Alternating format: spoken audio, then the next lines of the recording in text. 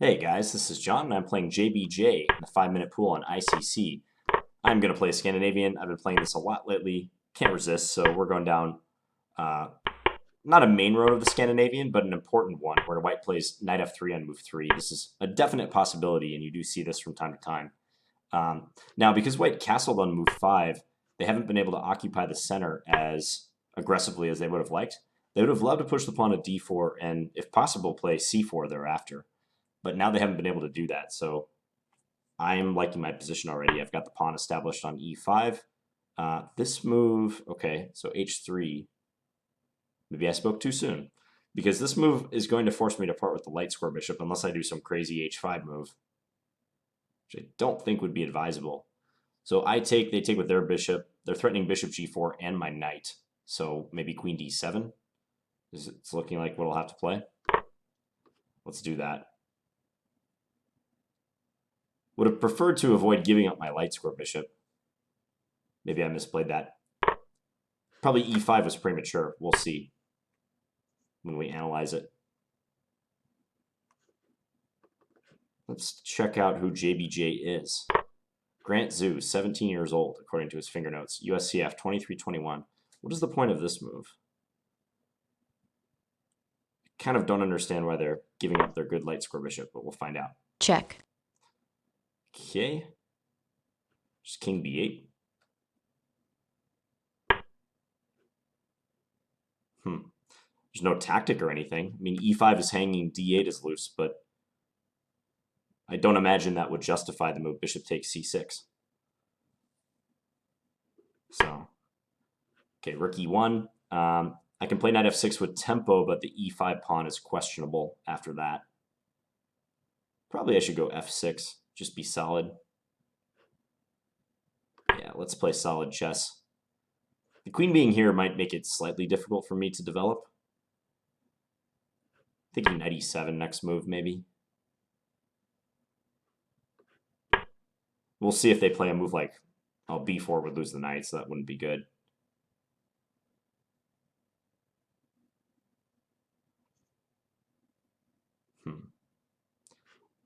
I'll still have to figure out a way to get this out.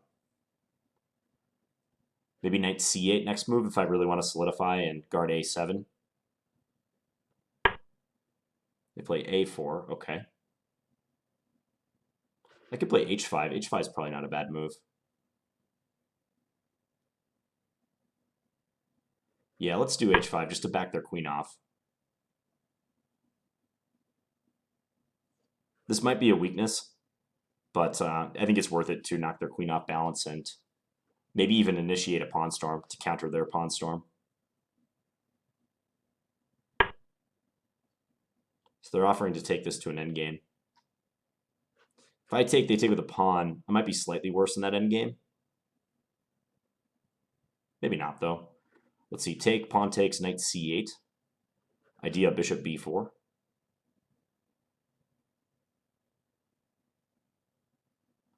Could also play knight d5 right now. Knight d5 might be a bit better. Knight d5, we trade. I take with the queen. They can avoid a queen trade. I'm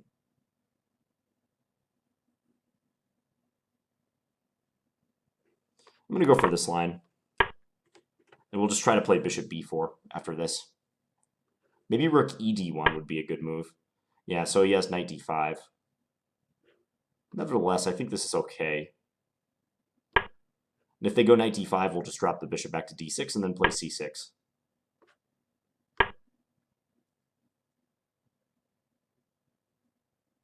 A trade of dark square bishops would be useful, because his bishop is much better than mine.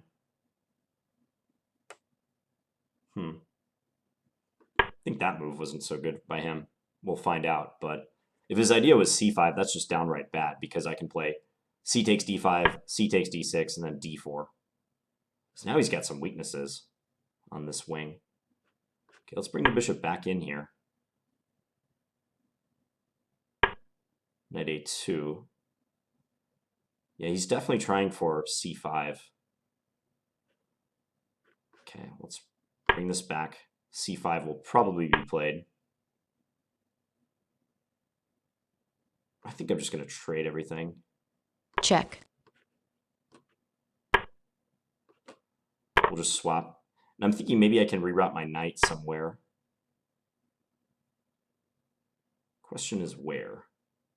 Okay, so if I play a5 now, b5, take, knight here, knight c3.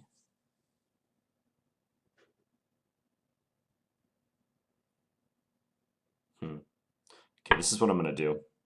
I'm going to try to get him to play b5, and then I'm going to play knight e7, and attempt to get my knight somehow to e6, although that's going to take a while. Or do I know if I can do that? So b5, I was thinking knight e7, but I might not want to play that. I could trade and then play b6.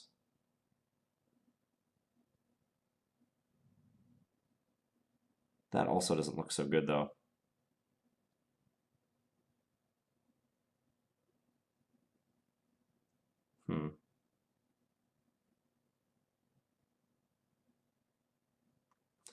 All right, I have an idea now, at least. I'm going to play my bishop to a5 and try to get my knight out through a7.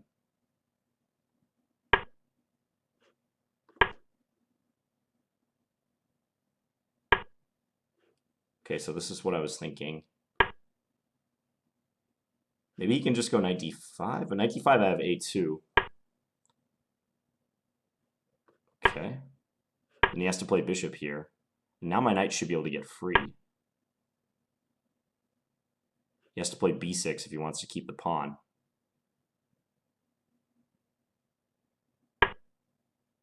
And then do I go to b5 or do I go to... I think b5 should be good. Idea knight a3. Let's do that. Could go to c6, but I think that's less effective. So I'm trying to go knight a3. He wouldn't be able to take me because I queen. So we have this.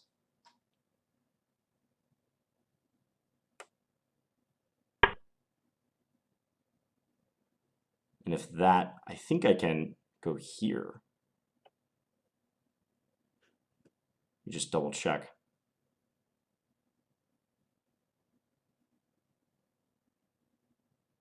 Yeah, I think this works. So my A pawn is worth its weight in gold now.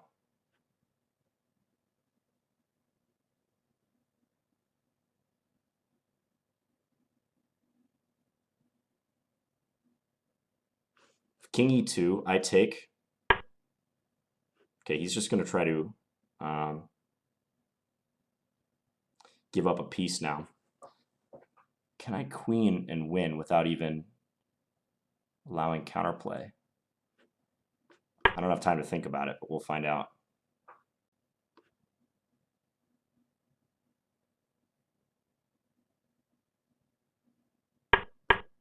Trying to go bishop b2.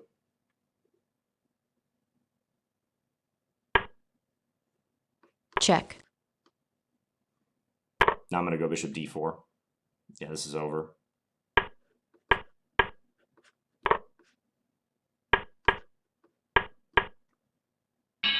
All right.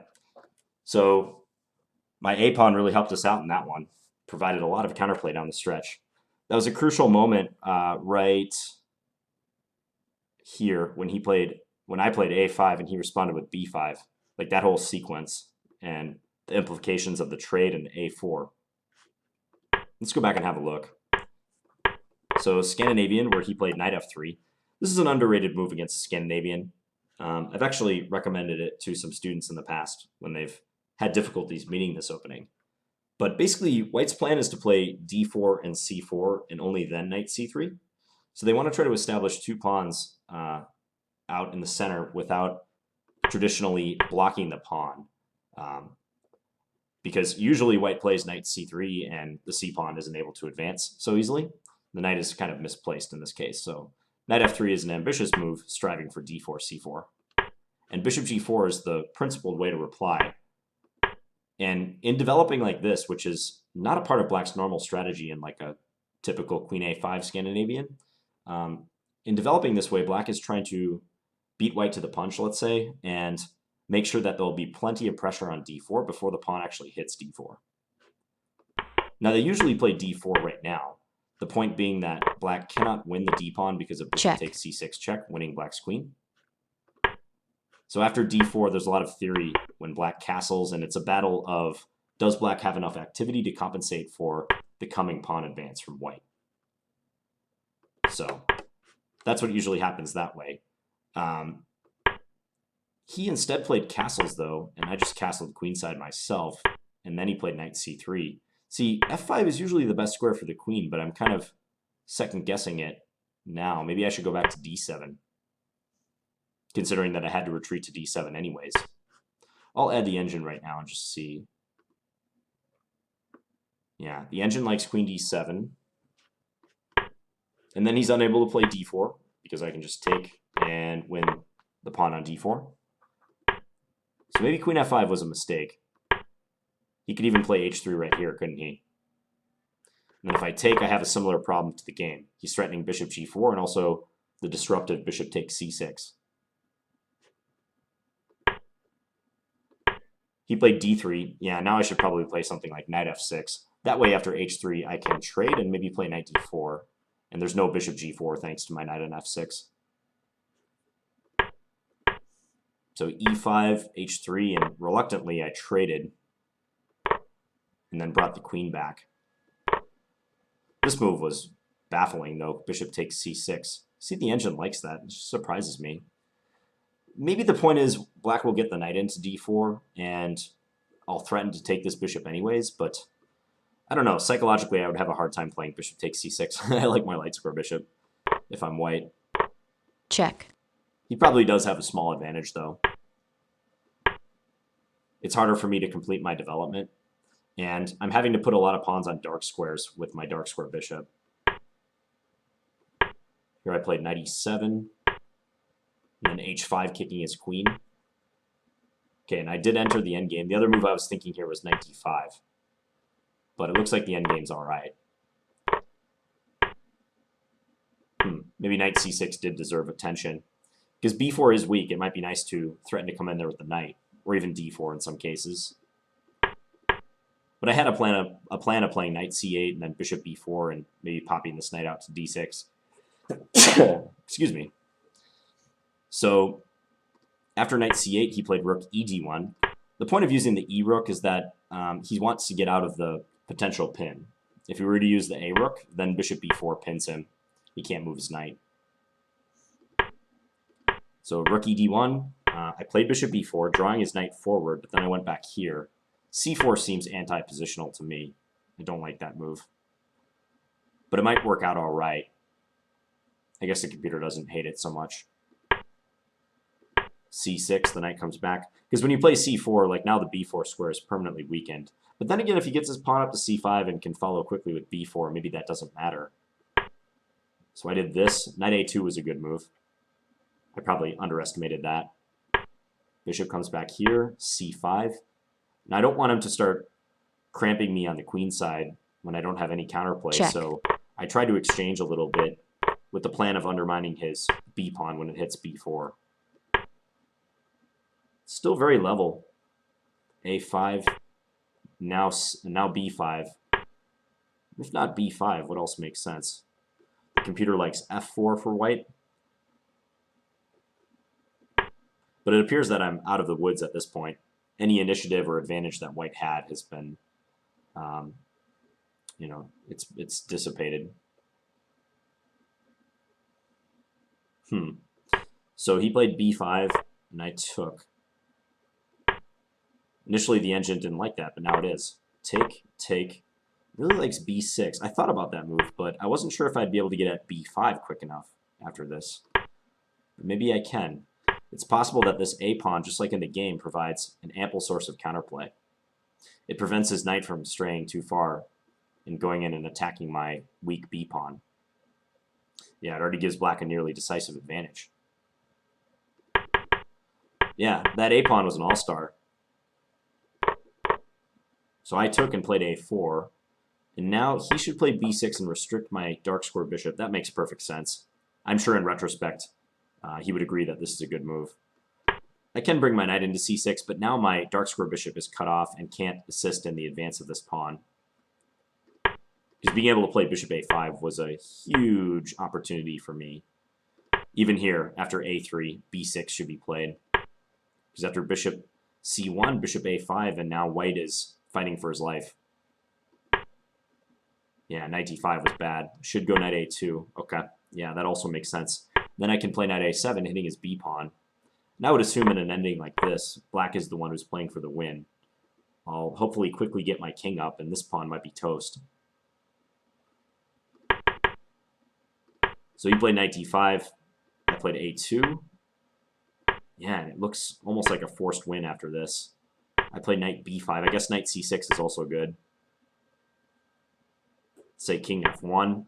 I'm jumping in here. If there's a swap of knights, this is going to be one. I probably have bishop d4 again. Yeah, that's over. So knight c6 or knight b5 is good at this point. Knight a3. He can't take the knight because of a1 queen. Yeah, now bishop d2. And the rest was just making sure that I don't allow too much counterplay. You know, I had about 30 seconds left, and I was envisioning scenarios where I win his bishop, but I don't queen my pawn. So, like, he gives up his bishop for the a pawn, and then he's collecting all these pawns, and I'm running down on the clock. I didn't want that to happen. So that's why I played bishop c1, because I want to queen without giving up my a pawn. That's like an oxymoron, but yeah, I don't want to allow him to sacrifice his bishop for the a pawn, is what I'm saying. And fortunately, this worked out. Okay, so I hope you guys enjoyed this 5-minute game, and I'll be back tomorrow with another Blitz video. Thanks for watching, guys. Bye.